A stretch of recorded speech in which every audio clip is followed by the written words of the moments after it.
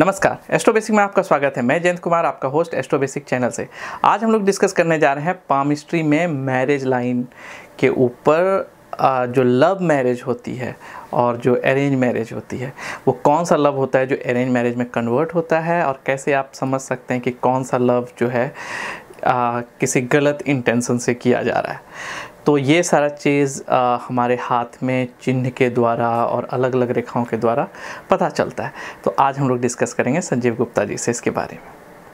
और अगर आप प्रीवियस वीडियो नहीं देखे हैं पामिस्ट्री के ऊपर, तो आप प्लीज़ स्मॉल आई आइकन है, इसको क्लिक करके आप देख सकते हैं। प्लेलिस्ट अवेलेबल है, या फिर आप मेरे डिस्क्रिप्शन में जा कर के भी प्लेलिस्ट को फाइंड कर सकते हैं। नमस्कार संजीव जी। नमस्कार सर। तो आज हम लोग डिस्कस करने जा रहे हैं मैरिज लाइन के ऊपर और विवाह से संबंधित सारा डिटेल कि प्रेम विवाह होगा, अरेंज मैरिज होंगे जी। हाँ, बेसिकली हम इसमें लव मैरिज के बारे में बताएंगे कि लव मैरिज कब सक्सेसफुल होती है और कब अनसक्सेसफुल होती है। तो उसके बारे में क्या लाइंस होती हैं जो सक्सेसफुल होने के लिए, क्या लाइंस चाहिए, और इस तरह की लाइंस हैं जो लव रिलेशंस को मैरिज लाइफ में बदलती हैं या मैरिज में बदलती हैं जी। किन लाइंस की होने की वजह से हमारा लव तो होगा लेकिन वो मैरिज नहीं होगी। तो अच्छा, क्या चिन्ह होते हैं, क्या साइन होते हैं, क्या लाइंस होती हैं, उसका मैं डिटेल आपको मैं इसमें दर्शकों को, जो भी व्यूअर्स हैं, उनको बताना चाहूँगा। प्लीज मैं इसमें बताना चाहूँगा लव मैरिज लाइन 1। इसमें जैसे बृहस्पति पर्वत पर कोई लाइन हॉरिजॉन्टल लाइन है, जुपिटर माउंट पर कोई हॉरिजॉन्टल लाइन है, जैसे मैंने शो किया हुआ है इस फिगर में जी। तो जैसे ये अगर हॉरिजॉन्टल लाइन है और इसमें ये छोटी है या बड़ी भी हो सकती है, तो अगर इसकी लंबाई का महत्वपूर्ण तो नहीं है यहाँ पर, होना ही इसका इस लाइन का होना महत्वपूर्ण है। अगर ये लाइन है जी, तो इससे ये पता चलता है कि जो व्यक्ति जो लव करता है या प्रेम करता है, तो उसका प्रेम आइडियल होगा, आदर्श, प्रेम के प्रति आदर्शवादी होगा, और प्रेम संबंधों को वो विवाह संबंधों में बदलने के लिए इच्छुक होगा और वो बदलेगा भी। लव लाइफ उसकी मैरिज लाइफ में परिवर्तित होगी जी। और इसमें दूसरा है कि शुक्र पर्वत पर अगर इसमें कोई त्रिभुज है, अच्छा है, तो ऐसे व्यक्ति जो होते हैं प्रेम में विवेकशील होते हैं, वो सोच समझ कर फैसला लेते हैं जी। भावुक नहीं होते हैं, और उसको इनका भी प्रेम संबंध जो है आगे सफल होता है और मैरिज लाइफ की तरफ प्रोसीड करता है। अच्छा, उसमें तीसरा मैरिज लव लाइफ को सफल होने के लिए एक और है इसमें कि जो हृदय रेखा है उसमें एक पार्ट है, अगर दोहरी रेखा है ये इस तरह से पार्ट है, तो ये भी एक इंडिकेशन है कि वो व्यक्ति प्रेम में सफल होगा और अपने जो अपना पार्टनर है उसके प्रति वो निष्ठावान होगा, उसको केयर करेगा और उसके प्रति वो लॉयल होगा जी। दूसरा है इसमें मैं बताना चाहूंगा लव मैरिज 2। इसमें जैसे कोई शुक्र पर्वत से जो वीनस माउंट है उससे निम्न मंगल की ओर, जैसे ये रेखाएं, दो रेखाएं अगर ऊपर जा रही हैं और इस तरह से निम्न मंगल में, तो ऐसे व्यक्ति के दो प्रेम होंगे, एक साथ दो प्रेम होंगे।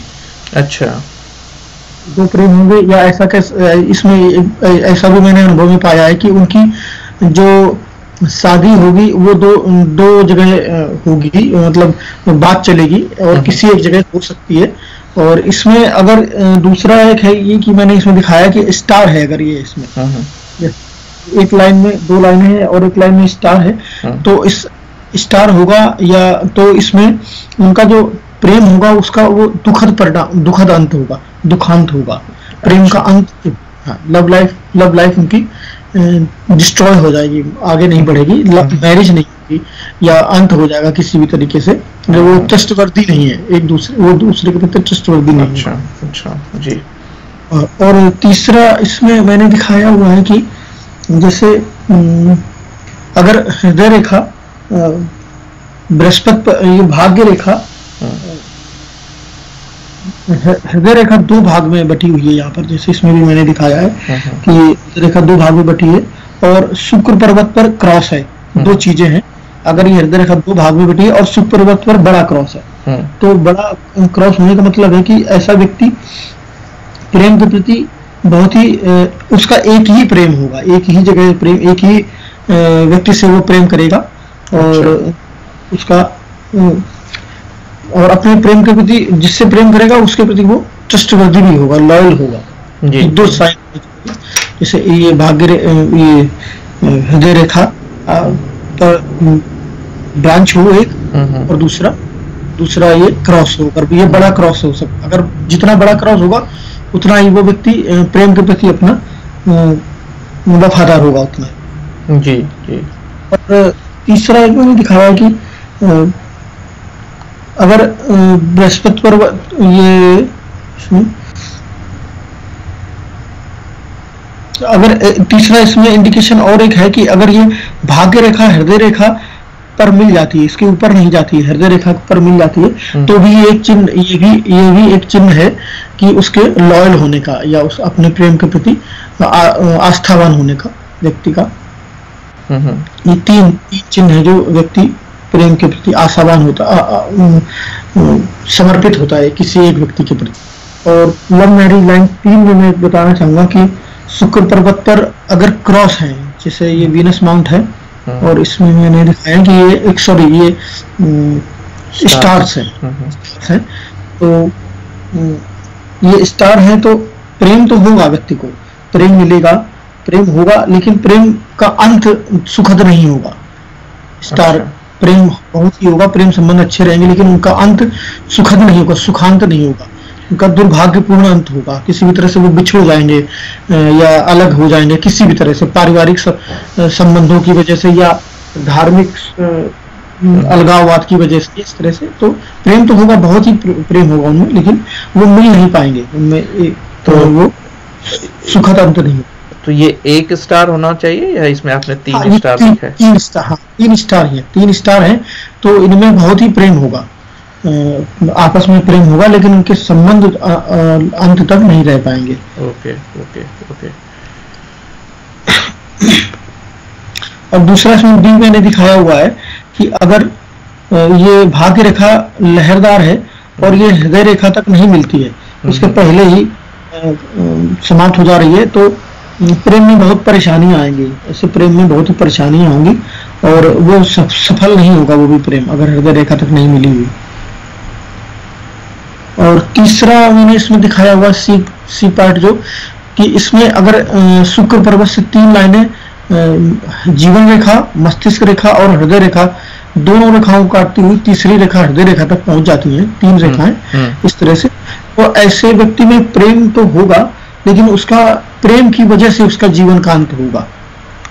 अच्छा। जैसे ये कभी कभी होता है कि दोनों लोगों में प्रेम संबंध है, दोनों लड़के बॉयज और गर्ल्स में, लेकिन उनको जैसे ये मर्सी किलिंग इस तरह से कुछ जो हम लोग सुनते हैं, तो उन्हें ये चीज होगी, तो उसमें मतलब उनको किसी न किसी तरह से उसमें एक व्यक्ति का जीवन समाप्त होगा इस तरह से, या दोनों भी का भी जीवन समाप्त हो सकता है। तो वो जीवन पर प्रभाव रखती है ऐसी रेखा है, क्योंकि ये शुक्र पर्वत से जीवन रेखा को काट दिया और इसके मस्तिष्क रेखा को काट के हृदय रेखा तक पहुंच गई, तो ऐसे प्रेम से जीवन का अंत होगा।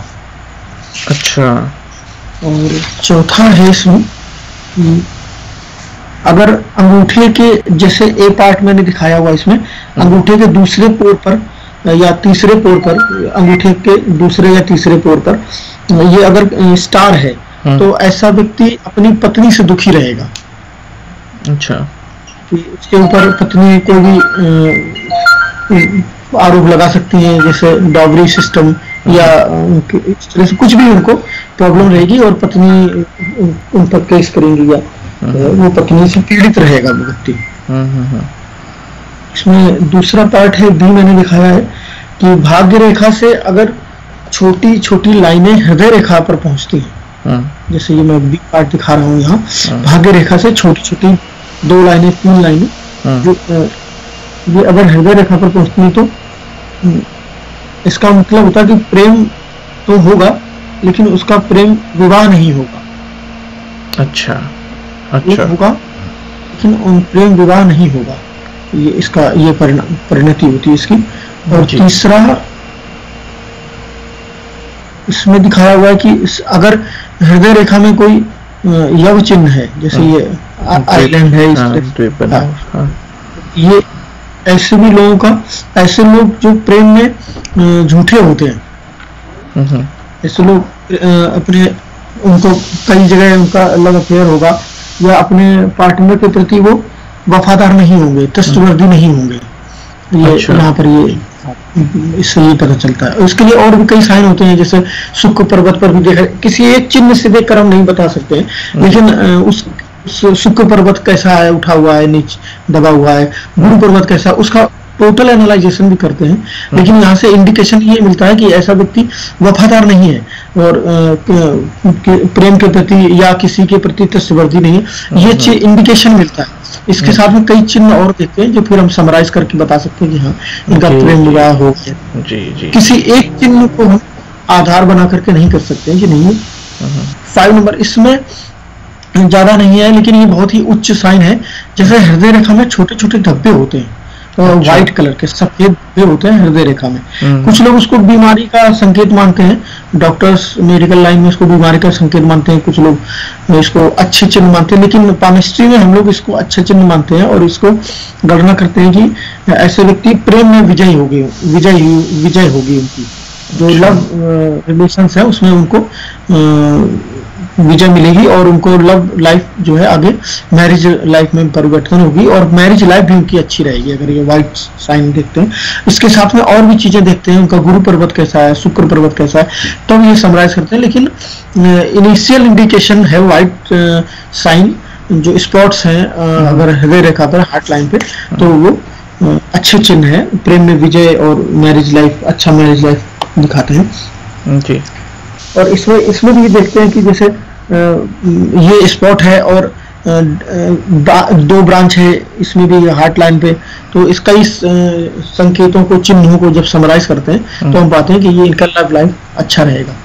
तो आज के लिए इतना ही, और आगे मैं फिर इसको और भी डिटेल अगर बनाऊंगा तो फिर मैं